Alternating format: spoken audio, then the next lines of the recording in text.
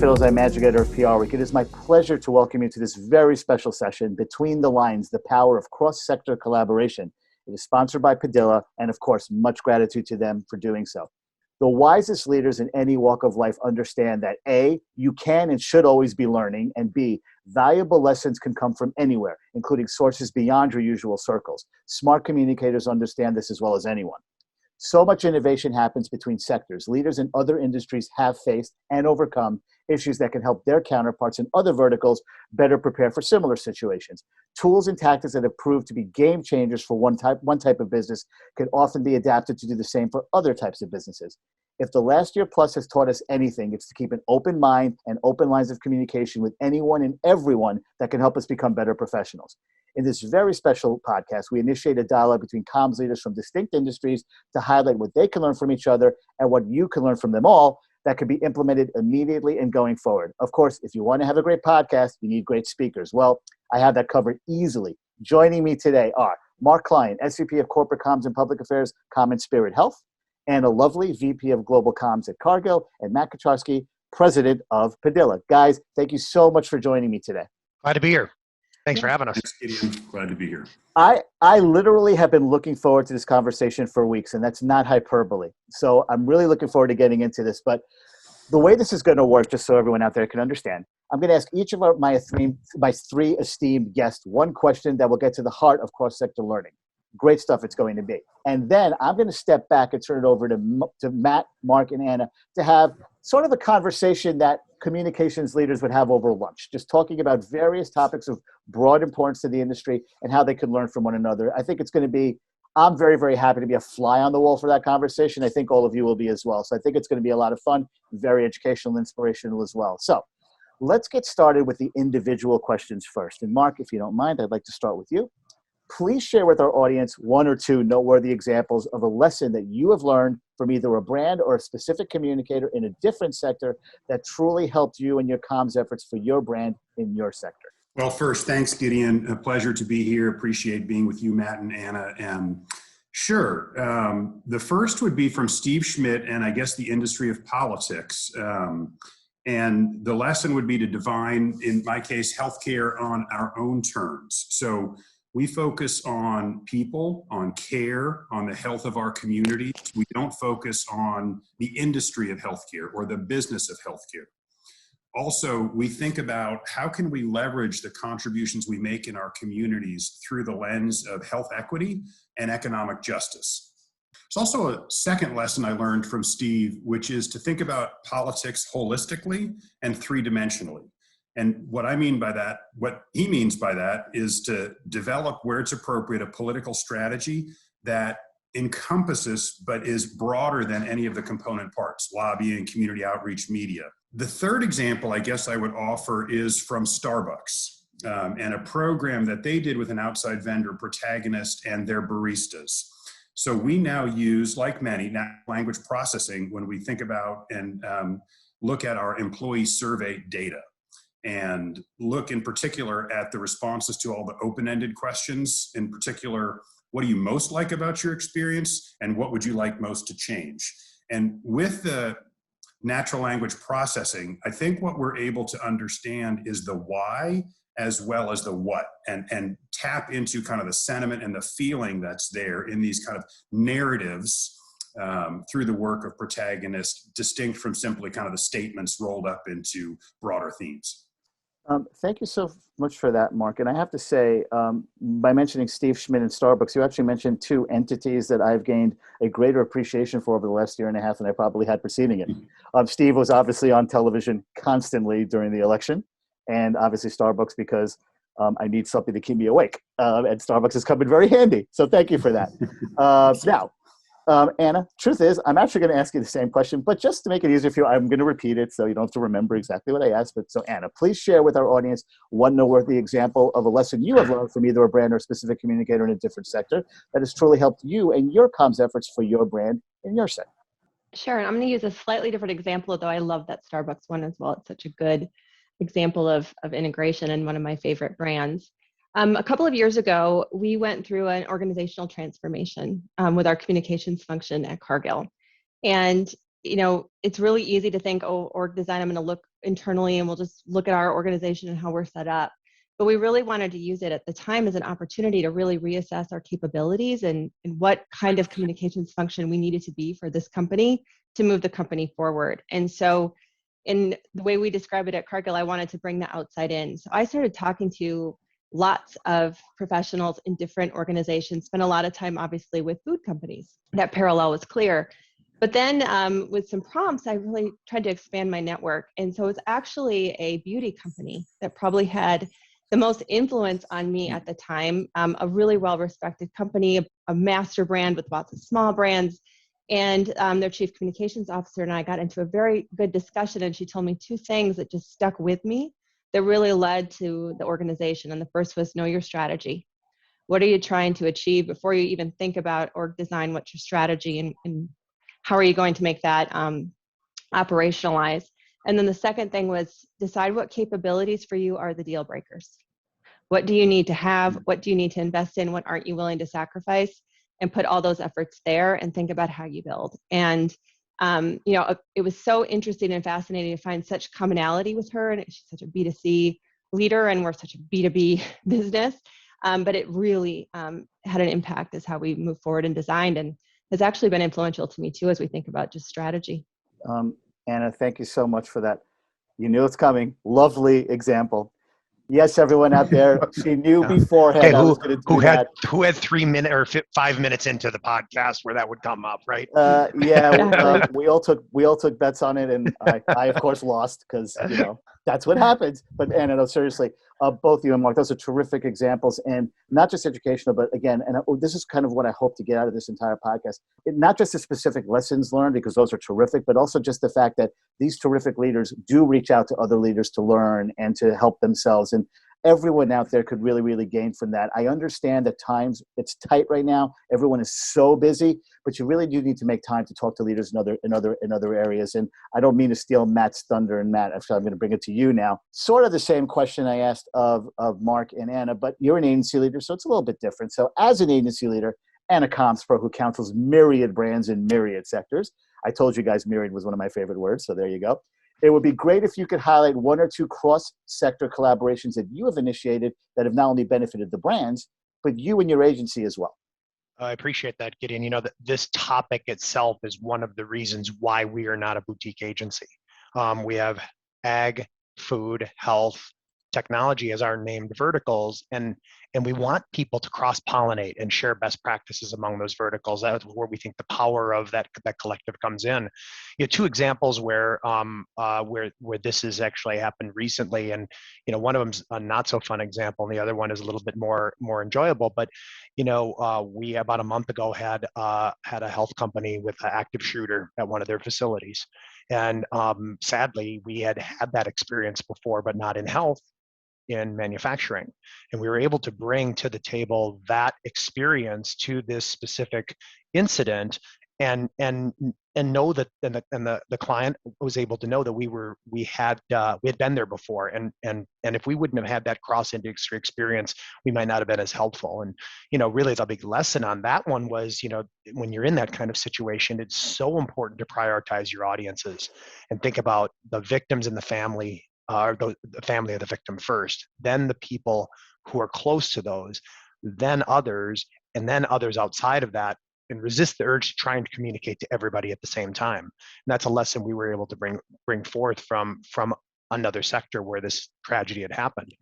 On a more positive side, every organization at some point is going through a major technology implementation. In industrial, it's oftentimes ERP, enterprise resource planning system, like a big SAP implementation.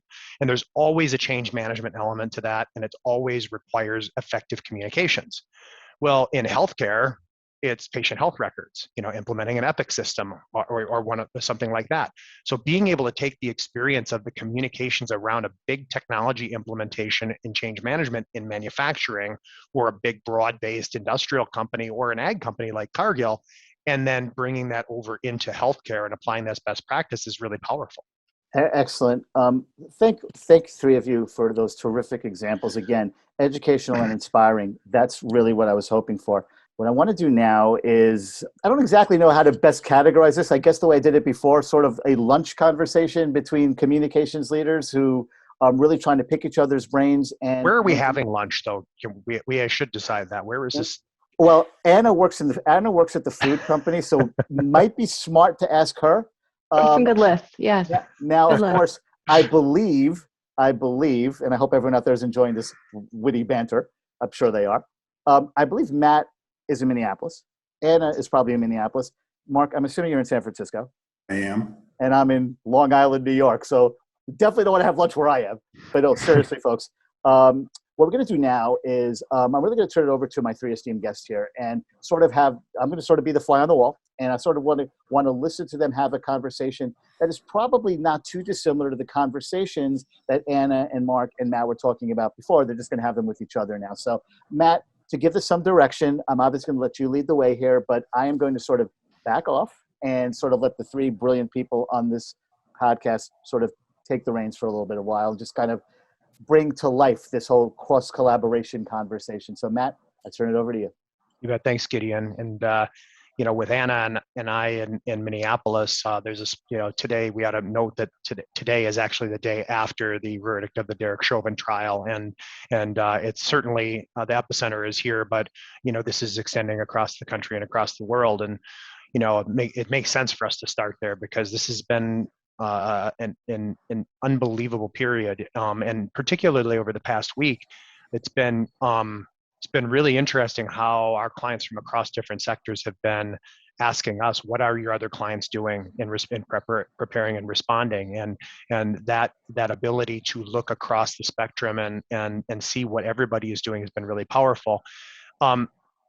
So maybe Mark and Anna, this is just the latest in a string of external social issues that our companies have had to deal with and make decisions around. How are you all managing all the different social issues that are coming at you literally daily as an incredibly diverse healthcare company and a huge ag company?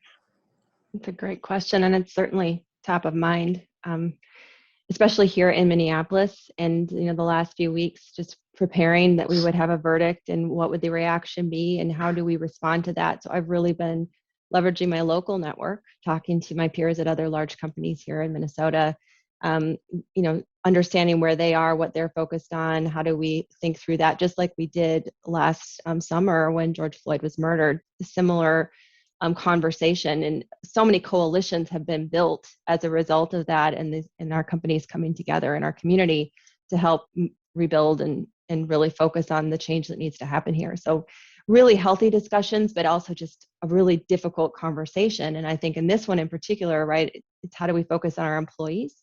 Because this is our community and not just our employees here in Minneapolis, but our global employees who feel some kind of kinship to this being the hometown of our headquarters.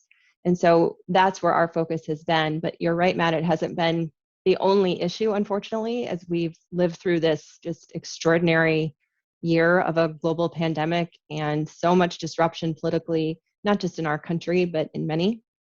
And so really talking more about where are our priority audiences, what are our strategies and key pieces using our values as a guide, and really thinking about what the impact is. Where does our voice matter? I read a wonderful quote recently, and I'm not going to get it exactly right, so I'm going to paraphrase it, but it was very much about, a wise person speaks when they have something to say and a fool when they have to speak. And so we're trying to not be the have to speak, and how do we get more wise about it? But I don't have all the answers, and I'm continuing to leverage my network, and I'm hoping even today in this conversation with Mark about how do we decide which issues are most important to our business and keeping us operating, but also recognizing that we've got to meet employees where they're at. Yeah, I might just build on that. I mean, ultimately, the acid test is alignment with mission. And I agree. We also kind of look to our values like Cargill and what Anna made a reference. We did comment yesterday. We did send a message to our 150,000 employees and physicians on the verdict. The link for us is a core part of our mission is to advance social justice for all. So that was really the alignment. So generally, we'll continue to speak out where it makes sense. when we can advocate for meaningful change for there to be a more equitable, healthier world for people. And we thought yesterday, did it make sense? More broadly, I think, like Anna said, on the question of kind of, do you weigh in on societal issues? We too look at employee impact, perceptions, business impact, consumer reaction. We also look at whether weighing in would have influence. Would it make a difference? And then I'm sure, like Anna and others, we think not only about, should we say something, but is there an action? Is there a policy change we want to advocate for? Is there a training program we should invest in? Is there a donation to an organization? Just think about all the natural disasters, all the fires in the last year. So I think that's another aspect. And yeah, it's I think for CCOs across the globe been a demanding year in that context, more than normal. Those are some really specific criteria, which seem to me to lend some clarity on the decision making. Does that also help you all prevent people internally from or I think in particular executives internally from trying to tell you they feel like you should have to say something because they think you have to say something? I mean, is this in part to help justify where we maybe not act as well or where we not communicate as well? I think that's just as important as when you act as when you don't, to be honest. And I think Mark brings up a really good point. It's the action piece. Mm-hmm. Because your values, I mean, you can adapt them, right, to a lot of different things. Or if our DEI strategy, diversity, equity, inclusion, is about bringing together all different types of groups and underrepresented groups, that can lead you down a lot of different paths, or it could be adjacent. It's what actions are we taking? And I think that's become more and more, if this trend has moved from, we expect corporations to have a voice, but now we're not just expecting it, we're demanding it, and we're calling out those who don't speak. Then the next piece is really understanding what actions you've taken to back up what you've said. And so if we've got actions and plans where we're moving and it's part of our mission, our purpose, our business to do, then it makes much more sense to be more active. But if we're not doing that, then you can have the conversation internally about, are our words just words, or are they actually, as Mark said, going to have an influence or make a difference? Yeah. It sets a precedent too, right? You make that decision once, you're going to have to follow up on it the next time something happens, right? Yeah. We're all over the past year have seen our companies commit and recommit and get really, really specific about DE&I initiatives. I'm curious, from the standpoint of your own teams, our parent network introduced me to a LinkedIn learning session on inclusive conversations. And when I took the session, I was really surprised at how much it was like the crucial conversations training I had a couple of years ago. How are you all educating your own staffs around DE&I? Obviously I'm interested in the organization overall, but particularly your teams. What resources are available to them? Sure, I can go first. Well, we do have quite a few resources within Cargill that we are prioritizing for our team. My team is global, right? One of the measures of diversity for us is not that we're not all in the United States communicating, here and then translating it for our employees who are in other countries. We need to have more localized communication. So how do you work in such a multicultural team? So we have communicators in 24 different countries on our team. And so that's one of the measures. And how do we create more cultural understanding and more listening sessions? So taking the time. Our managers are really focused on bias, right? We all have them. We all have our own unconscious bias. And how does that impact our hiring decisions, our promotion decisions, our ability to, hire people just like us? I think we always look for, I've been really successful in my role, or I've had this experience, so we need to find someone just like that for this next role. And so it's two elements. It's one, how do we really help our people, leaders, and managers prioritize this and make sure that we're thinking about building more diverse teams, and also making the space for those conversations on inclusion and giving people the tools to have those conversations. Because I think that's been one of the biggest barriers. If people want to do that, but they just have no idea what to say, right, or that they're going to say the wrong thing and make it worse. And so creating those spaces and giving that kind of training has been a big piece. And in the world where there is just no time, right? Communicators have no time right now. Everyone is crunched. How do you build and make the space for that, and make it something that people feel was worth and valued as well.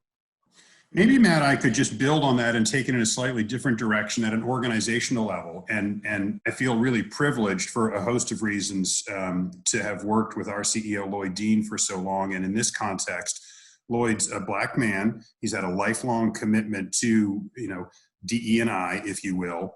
And I think broadly, organizations need to think about how are they going to engage, at an organizational level, in addition to kind of the comments that Anna has made and the programs Cargill is undertaking. So for us in healthcare, we are looking at how can we reduce race-based health disparities in clinical outcomes. And one of the programs we launched late last year was a 10-year, $100 million partnership with the Morehouse School of Medicine, because 5% of doctors in the country are Black today. And for people to have a doctor who looks like them contributes to better outcomes. So this is going to create more physicians who have cultural competencies in this area, as well as more Black physicians that will save lives. It's interesting you bring up Lloyd and obviously a platform that's near and dear to his heart. Anna, Dave McLennan has had to do that as well, and not had to, but has been compelled to do it on things that actually Cargill maybe historically wouldn't have stepped out on. Can you maybe talk a little bit about how leadership is viewing communications and how they're maybe stepping out a little bit more than maybe historically they would have?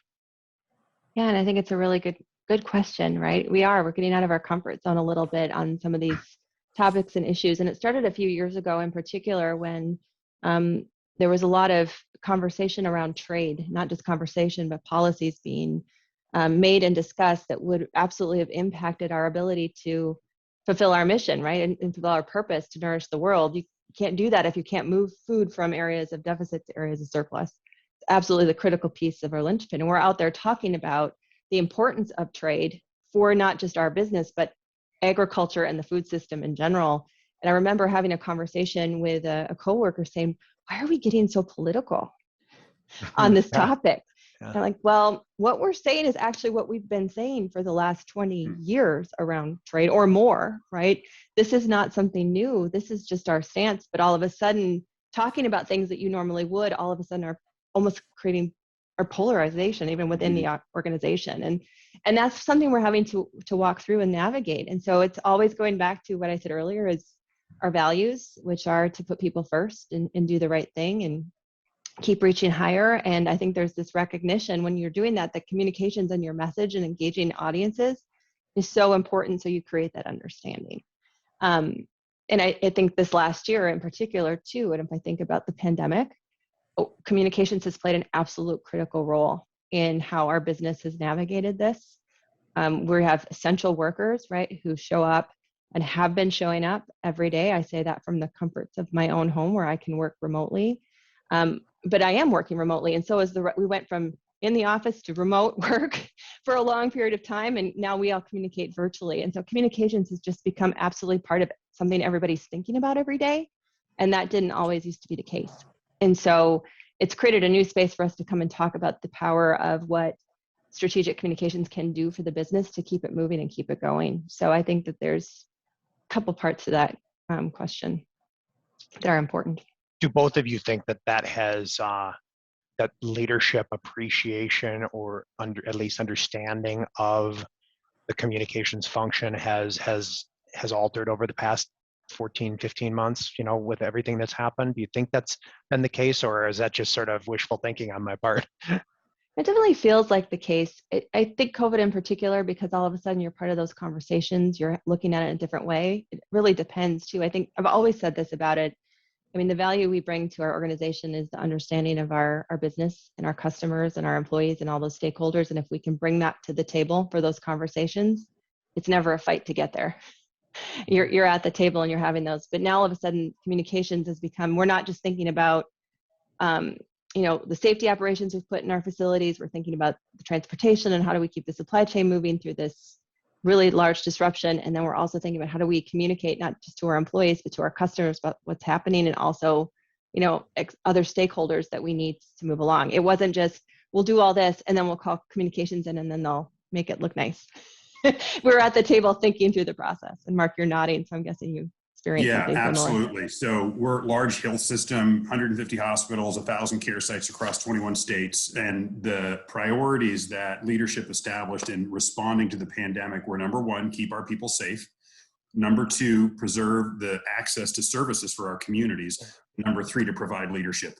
And communications is central to actually delivering on all three of those. And that is recognized today. And when we have reflected as a leadership team on how have we done, there's certainly opportunity to have done better, including in the work we do, but it is communications recognized as one element of what we've done well and what has been a necessary contribution to doing those kind of objectives.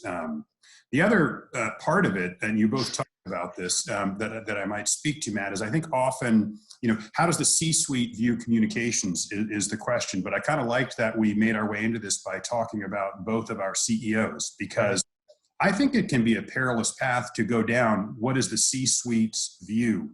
So my counsel to other CEOs would be to get to know your CEO's expectations and what their vision of success looks like, and visualize that together and then go for it. The CEO is an individual. The C-suite is not the CEO, and the CEO is the individual. So when do you a CFO and a CEO and a CTO all think alike, right? Yeah. Right. Yeah. But the other piece I would just amplify from what Anna said is I think that our stakeholder view is one of those aspects that continues to be valued by the C-suite. I'll use that now, wherein I think most other members of the C-suite have a narrower lens. I think there is an appreciation for our broader stakeholder view. It's not about danger there, don't do something. It's about understanding how a decision will manifest with different stakeholders and being able to play that out and help the leadership team understand decisions do have consequences and to help them understand how those decisions will be interpreted. It does seem to be a common theme that you both have very strong leaders to your organization. You also have a strong enough relationship with them to understand what their priorities are, as you said, Mark, and then helping them see how communications and reputation can either accelerate what they're trying to accomplish or can hinder it if it's not done well. That seems to me to be a pretty good partnership. Yeah. Absolutely. Guys, thank you so much for that. Again, I was a very, very happy fly on the wall listening to that conversation. Are there happy flies on walls? I don't know. I'll have to figure that Sure. out. That's another podcast. They're butterflies. Butterfly. I've never been called a butterfly. But in all seriousness, guys, some terrific examples and some. I just know that everyone out there is really going to take something away from this, and that's the whole point of this. So that was terrific, and no pun intended. I actually learned a lot. See, lovely isn't the only word I could play off of. See, nice. Very clever. Thank you so much. much. Can you get Matt's last name into one of these? I'll tell you what. When I figure out how to get my last name into something, then I worry about Matt's, because mine's fiddle's eye. But lovely is an adjective, so it works very, very well. I'm sure Anna knows very well. Anyway, I know I learned a lot. Like I said, I'm sure our viewers did as well. I also hope this session inspired everybody to seek out your comms colleagues in other sectors. There really is so much you can learn from one another, and now's such an important time to do that. So as we sort of weave our way back into whatever normalcy looks like, I think it's a wonderful trend that I hope we're starting with this podcast. Thank you so much to Mark, Anna, and Matt for taking part today. Thanks, of course, to Padilla for making this event possible with its support. And thanks to all of you out there for watching this. And again, I hope you got a lot out of it, as much as you were expecting, if not more. This is Gideon Fiddles, Magic Editor of PR Week. I hope you enjoy the rest of your day. Thanks so much. Thanks, everybody. Thank you.